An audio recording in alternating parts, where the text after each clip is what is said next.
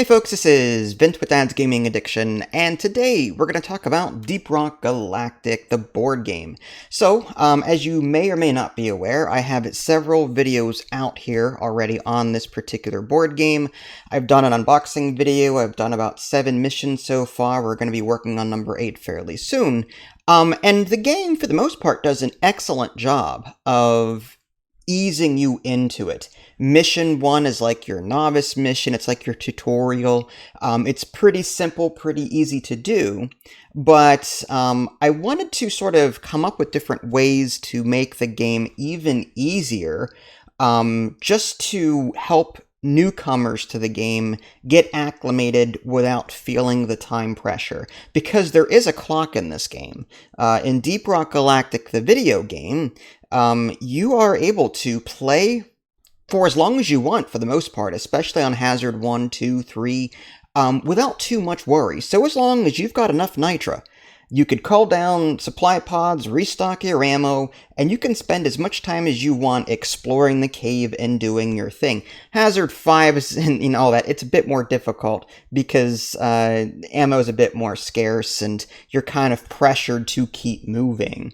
So I've come up with a number of things that might make things even easier. But it's up to you as to whether or not you guys want to implement them. This video assumes that you've got working knowledge of the core rules already. And again, if you want to see the core rules in action, then by all means, check out our other videos. But today I just want to go over 5 things that might make your game a bit more casual. Okay? So the first thing I wanted to talk about, more gold and nitra. So in a lot of cases, when you're setting up a scenario, you are given a random allotment of gold and nitra on the map. They're in different spots. I loaded up mission 4 here, I believe. But as you can see, there's 1, 2, 3, 4, 5, 6 or so tokens. You will earn, possibly, some sort of nitra or gold loot from the stalagmites here, assuming that you roll successfully on the loot die. Whenever you mine out one of these things, you roll the loot die, and if you get something, you get something. If you find a loot bug, you're given 1 gold automatically, but then you roll the loot die again. So it is possible to get a lot more loot than what is initially shown here, but what if you want to take your time? What if you want to call down a supply drop on a more regular basis?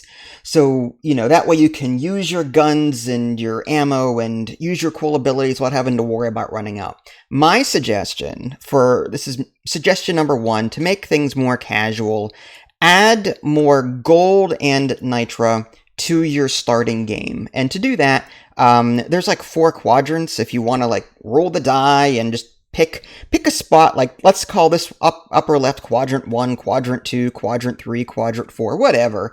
You can find the appropriate die, roll it, and then assign it to that quadrant. And you would just simply put it next to an adjacent spot that is adjacent to a land tile, something like this, for example. And then you could put this one, let's say I rolled quadrant 4, I could put that over here, quadrant 1, maybe I'll put that up here.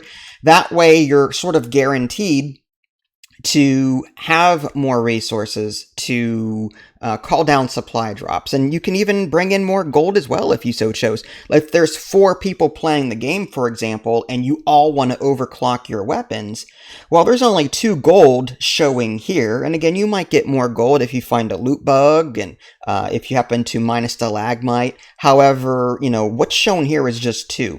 If you want to guarantee that, I would say add some extra gold to your game, just like I did with the nitra, maybe 2 or 3 extra gold, so that everyone, if you're playing a 4-player game, can be sure to overclock their weapon at some point. Again, this is going to make the game easier, obviously, but that's the whole point, to ease newcomers into this without the pressure.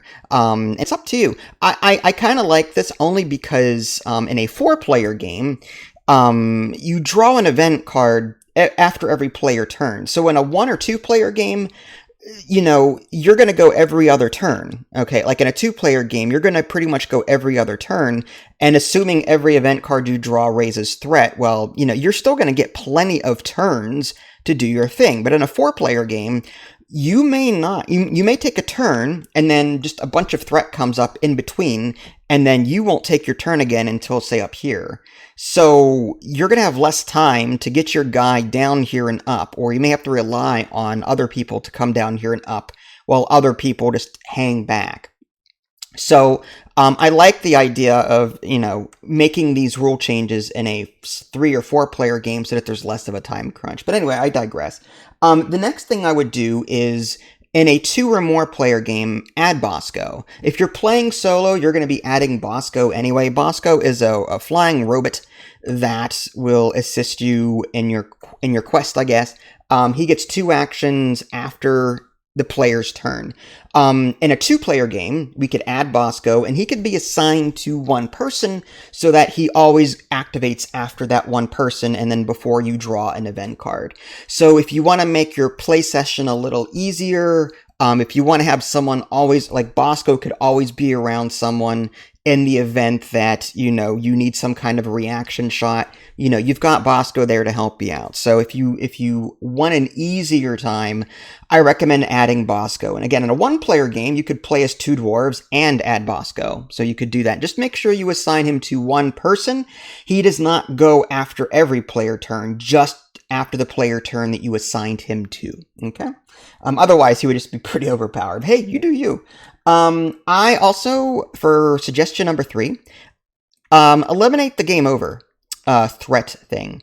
When the threat marker reaches the end here, game over, and you lose, right? Well, what I would do is, in the video game, there's no timer, okay, unless you call down the escape pod and you're trying to get to it.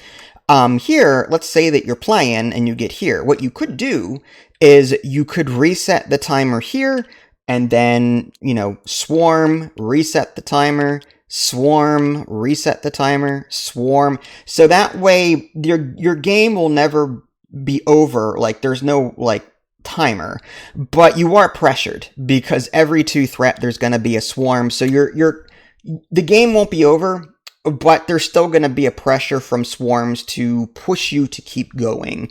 And if you don't like that idea, you could always move the timer, say, back to here, where there's 2 spaces for the threat indicator to move before, reaching the next one, and then you can move up and then reset again. You do you. You can do this how you want. But I could eliminate the game over just by resetting the timer to the place of my choosing. That way I've got more time to do things. And I think that pairs nicely with the Nitra bit, because in that case, you're limited by ammo. Eventually you're going to run out of ammo, and you're going to run out of Nitra to call down supply pods and gold.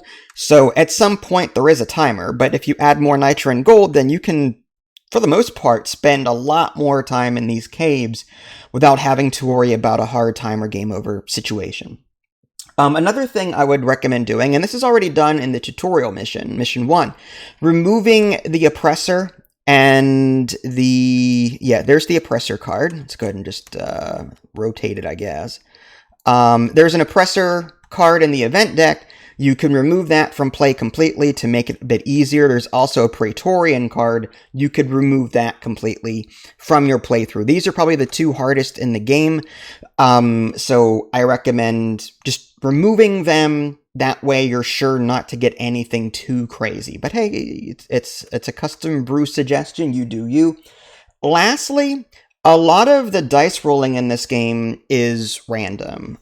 There's very little in the way of re-rolling a die or assigning a particular face to a die, like in other board games that I've played. There's no dice manipulation. And if there is, it's very limited via the rock and stone cards. They're somewhere. The rock and stone cards, here they are. Some of them will allow you to, take a set of dice and re-roll them, or, re-roll the mining die. But, there's not a whole lot in here. So I would suggest, because we're adding more Nitra to the table, because we're doing that, maybe as an option, spend 1 Nitra to allow you to reroll a die. If you want to get more crazy with it, spend a gold to place the die to a face of your choosing. That might be a bit overpowered though, but you do you.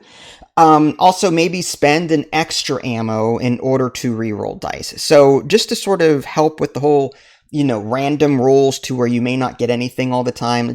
There was a situation where, my girlfriend rolled 3 blanks when mining, like 3 blanks, and she lost her entire turn.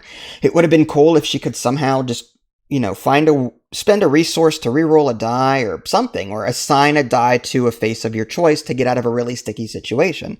So maybe that would be something I would recommend doing. Just again, being able to spend resources in some way to reroll dice or reassign dice. Also, I mentioned earlier about in a 4-player game, it's harder for 4 players to move to one end of the cave and completely back, just because when you've got a time crunch, the more players you add, the less turns each player gets. So what you could do, instead of the supply pod being in this position whenever it comes back, like in the board game, the core set, this flips over when people come out of it, and then it flips back over whenever you're done with your mission. You have to get back here. What if, like in the video game, you roll a die and quadrant 1, quadrant 2, quadrant 3, quadrant 4, and it just simply appears in that quadrant in a space adjacent to a land spot. That way, it's possible that this thing may land closer to you, or again, if you're playing 4 players, maybe even house roll it so that it will appear in your quadrant somewhere. Again, that might be a bit too overpowered, but if you're playing 4 players without any assistance from the suggestions I just made, I highly doubt, is it even possible to get 4 players up here, spend a lot of time here, and then get all the way back without the timer running out? I don't know. I feel like each player is going to have less actions and less turns to take in order to do that. So I'm thinking, like in a 3 or 4 player game, find a way to bring the drop pod, the escape pod closer so that you can just simply get out when you're done. Just a thought to play around with. And again, these aren't like in any way rules that you should definitely do. These are just suggestions, some, rule modifications I came up with to, ease new players into this to make their game a bit more casual. Some folks are super hardcore. Some folks play on Hazard 5. Some folks, I get that. I totally get that. And this video is definitely not going to be for you. But hey, maybe you might enjoy Hazard 5 run, but with more Nitra so that you have more ability to do things. Or maybe you might enjoy playing Hazard 5 without the time constraint. Because Hazard 5 introduces more strength to the enemies and stuff like that. So maybe you would enjoy, not having a timer. So you could possibly introduce a couple of these things, but keep the game more difficult. It's up to you. So there you go, folks. That was Deep Rock Galactic, the board game. Hopefully these ideas will help you out in your future play sessions. If you guys haven't already, subscribe to me on Twitch and YouTube. That way you can stay up to date with any new content I happen to publish. This is Vince. Thanks for watching, and I will catch you guys next time. Take care.